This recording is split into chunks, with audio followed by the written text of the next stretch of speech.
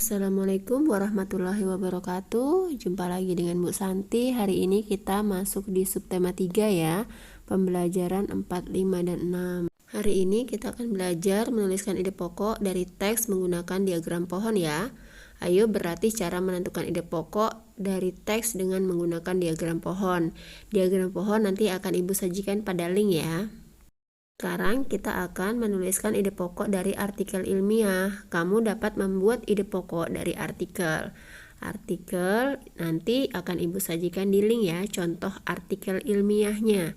Nanti kalian berlatih menentukan ide pokok dari teks tersebut menggunakan tabel atau diagram pohon.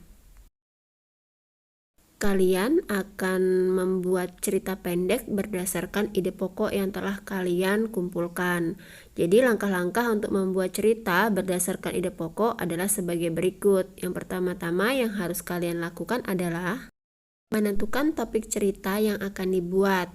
Kamu menentukan ide pokok dari cerita yang akan dibuat. Membuat kalimat utama yang berisi ide pokok. Menuliskan informasi tambahan ke dalam beberapa kalimat untuk mendukung kalimat utama yang telah dibuat. Jadi kamu kembangkan berdasarkan ide pokok, kamu tambahi dengan kata-katamu sendiri. Kamu rangkai kalimat-kalimat tersebut hingga menjadi sebuah cerita pendek. Dan perhatikan ejaan dan pemilihan kata saat membuat rangkaian kalimat menjadi cerita pendek ya. Usahakan dengan bahasa Indonesia yang baku. Kemudian di sini ada beberapa pengaruh geografis Indonesia terhadap budaya dan alat transportasi.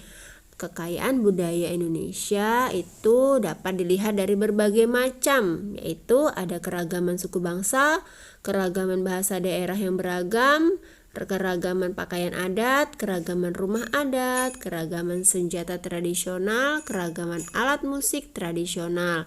Kalian nanti bisa lihat lebih lanjut pada link ya. Beberapa wilayah Indonesia yang memiliki ya pelabuhan dan bandar udara yang terkenal, yaitu ada Belawan, Sumatera Utara, Bakahuni di Lampung, Pelabuhan Merak di Banten, Pelabuhan Tanjung Perak di Jawa Timur, dan Pelabuhan Gilimanuk di Bali.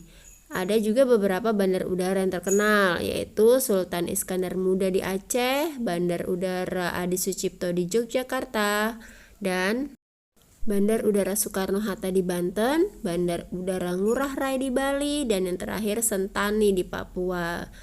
Berikut itu adalah nama-nama bandar udara yang terkenal ya di Indonesia. Sekarang ada beberapa kelainan otot pada manusia ya. Otot manusia itu bisa memiliki kelainan.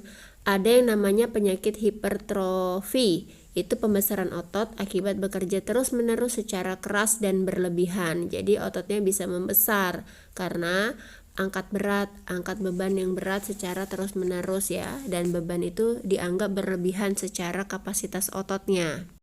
Ada juga penyakit atrofi. Penyakit ini berupa kelainan otot yang mengecil, melemah, dan menurunnya fungsi otot ya. Jadi mungkin kalian pernah menemukan kelainan penyakit semacam ini pada tetangga atau teman atau saudara kalian, atau kalian melihat orang lain.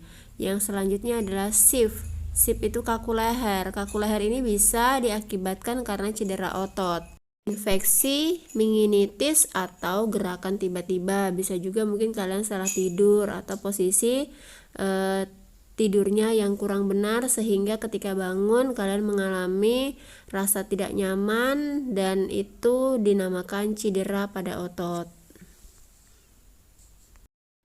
Ada juga gangguan-gangguan kesehatan oleh alat gerak ya. Kelainan atau penyakit kelainan pada otot umumnya terjadi karena bawaan sejak lahir dan infeksi bakteri atau virus. Berikut ada beberapa gangguan kesehatan otot dan tulang juga sering terjadi akibat kebiasaan yang salah. Nah, kita simak sama-sama ya. Yang pertama adalah membaca buku dengan posisi tidur. Ini sering kalian lakukan ya, telentang dengan membaca buku atau menonton HP. Ini sangat buruk dan ini tidak dianjurkan karena ini bisa menyebabkan kelainan pada otot kita ya.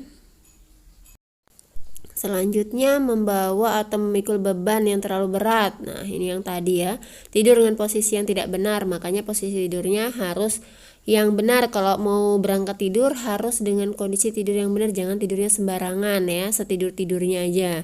Pas bangun-bangun sakit lehernya. Menulis dengan posisi tubuh yang miring ke samping atau ke depan, ini membungkuk biasanya. Kemudian berjalan dengan tubuh yang bungkuk. Nah, ini dibiasakan tulang punggungnya dibiasakan tegap, jadi tidak dibiasakan membungkuk karena ini akan lama-lama menyebabkan cedera atau gangguan pada alat gerak kesehatan kita ya. Ini seni budaya, ada ciri-ciri komik, yaitu dibuat untuk menyampaikan cerita, proporsional, sesuai ya, menggunakan bahasa percakapan yang mudah dipahami, dapat bersifat kepahlawanan, menggambarkan watak secara sederhana dan mengandung cerita humor atau menghibur pembaca. Bagi yang suka membuat komik, biasanya ini seru karena ada seninya, menggambar, mewarnai, dan membuat kata-kata yang untuk menyampaikan pesan dari gambar yang kalian buat. Jadi langkah-langkah membuat komik itu ada menentukan tema dulu, membuat sketsa, memberi tinta, memberikan warna, kemudian yang terakhir membuat teks pada komik dalam bentuk balon kata di dekat gambar tokoh ya, balon.